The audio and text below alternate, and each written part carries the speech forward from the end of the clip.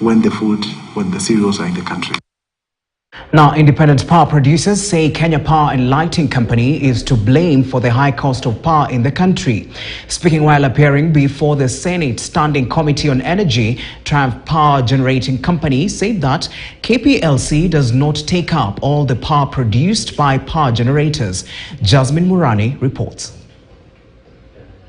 On Friday, Triumph Power Generating Company Limited has attributed the high cost of power to KPLC's failure to take up their net electrical output. This is despite the fact that KPLC has to foot a monthly capacity charge to the tune of more than 40,000 shillings per kilowatt hour, regardless of whether KPLC takes up the power or not. This is an after effect. Honestly, as I said, this is all because of we are not being used to the level we are supposed to be used. If we are used the way we have put 65% utilization factor, that means 65% of the power generated can be used by KPLC, then obviously those costs will come down. KPLC only takes up thermal power during shortages caused by either adverse weather conditions or high demand during peak hours. Independent power producers have cited operating below capacity as a major reason for the high cost of power.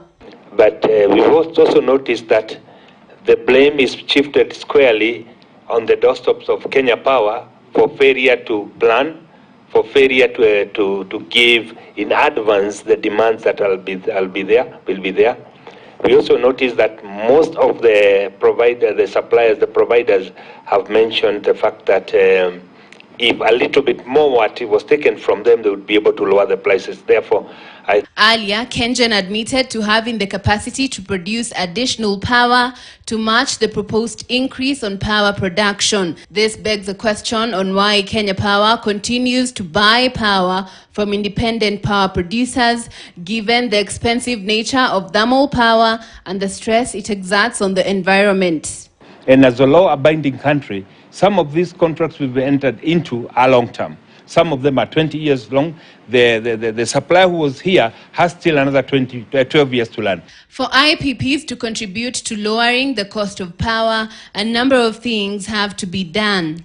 We've realized, especially the thermal, they do procure their fuel independently. However, looking at the economies of scale, if they would procure these collectively or through the Kenya Power, which is actually and was envisaged at the beginning, because the Kenya Power has to kind of okay all the procurement of fuel, then we'd be able to be getting quantity discounts. So maybe the government needs to do the thing that they need to do to restructure, fire some people at Kenya Power, and they put people who are willing to serve Kenyans to reduce the cost of power.